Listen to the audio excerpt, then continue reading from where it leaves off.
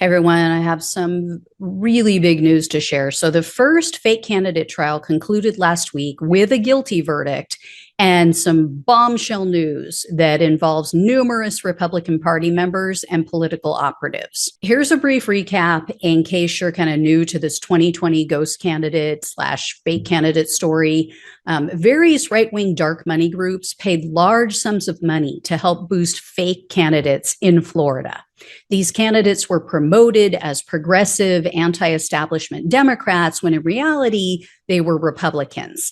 And in at least two of the three cases, these fake candidates were paid to do this, to allow their names to be used in a scheme to siphon votes away from the real Democrat in the race, whereby allowing the Republican to win. So this particular trial involves Seminole County Republican Chairman Ben Paris.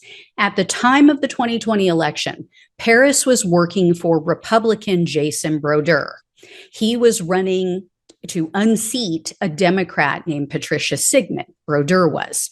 So Paris hired a woman named Justine Iannotti to pretend to run as a progressive Democrat against Sigmund.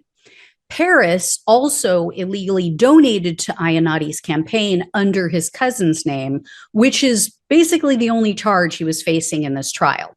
Because it's not illegal, as I've told you guys before, to run a fake candidate. You just can't pay them. And you can't illegally contribute to a campaign under somebody else's name. So Iannotti, the woman who pretended to be a Democrat, her campaign immediately raised suspicion because, as with other ghost candidates, Iannotti did no campaigning. She raised very few campaign funds. She refused to take part in debates or to do media interviews. But what stood out the most with her was the fact that she took steps to move to another country before the election. That's kind of a big red flag. She actually filed for citizenship in Sweden prior to the 2020 election. And then she moved there shortly after the election. So after more than a year of speculation, Iannotti was arrested in May. She was arrested along with Paris and then a GOP operative named Eric Fogelsong. So Iannotti agreed to cooperate. And at last week's trial, she testified that Paris was the one who hired her for this whole scam. So the jury found Paris guilty. He was immediately sentenced. He got only 12 months of probation and 200 hours of community service. And then Paris was also ordered to pay approximately $42,000 to cover the cost of the investigation. So Paris' defense attorney told the Orlando Sentinel that he plans to leave politics. He has to resign as the Republican chair for Seminole County. Womp womp and thoughts and prayers.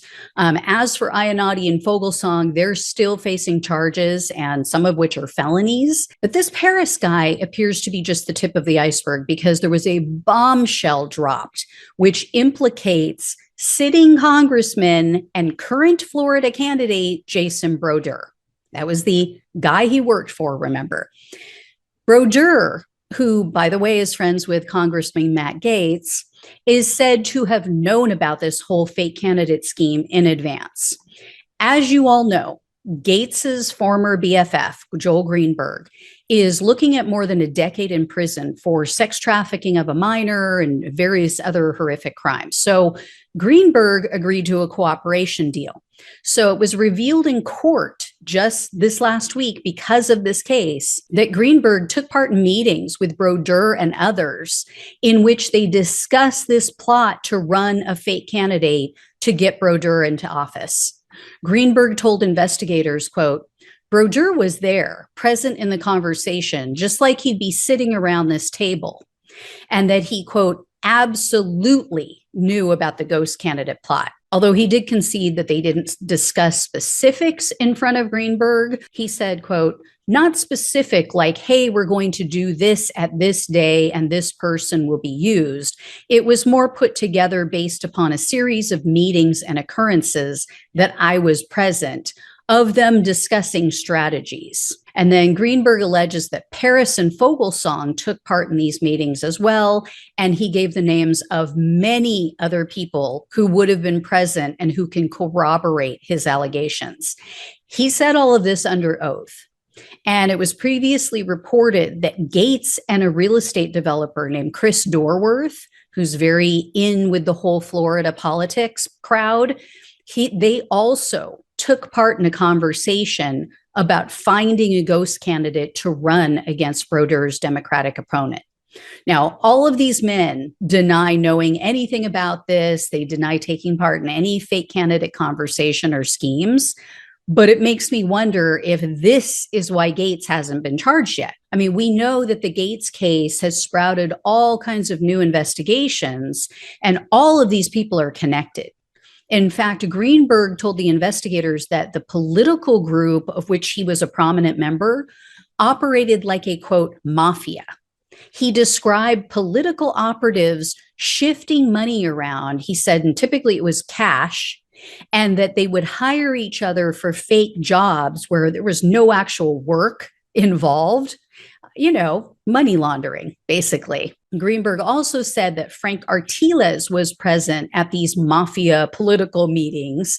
Artiles, you guys may recall, he's the other person who's been indicted for another ghost candidate scheme in which he paid a fake candidate nearly $45,000 to siphon votes away from the Democrat. And in that case, it worked. The Republican is in office right now, Ileana Garcia. According to the Orlando Sentinel, quote, Greenberg described Artiles and Fogelsong as behind-the-scenes operators who insulated the politicians like Brodeur they helped elect. I have a feeling that when this Gates thing goes down, when he is finally arrested, this is going to be like the Hoover Dam bursting. I believe that his arrest is going to be just one of dozens, and they're all going to be connected to not just each other, but various skeezy, underhanded political schemes like this. It's probably going to drain half of the Florida swamps. And here's the thing. They're going to try and paint Greenberg as a liar. Right? They're going to say, oh, the guy's a proven liar. He was cheating on his wife. He cheated all the taxpayers. He's making this stuff up clearly to get off. But there were a lot of questions asked of him. I read the 119-page transcript. And if he didn't know the answer to something, or he didn't know about someone, or he didn't know someone, he admitted it. So why would he only implicate some people like Brodeur but not others? If his goal is to just get off and get as low as a sentence as he can, he would just make stuff up about everyone. Why would he deny knowing certain people or certain plots or overhearing certain conversations? He would just make them up. And like I said, he has other witnesses that can corroborate this. So anyway, guys, I will let you know when I hear more. Thanks so much for watching and listening. Take care, and I'll talk with you soon.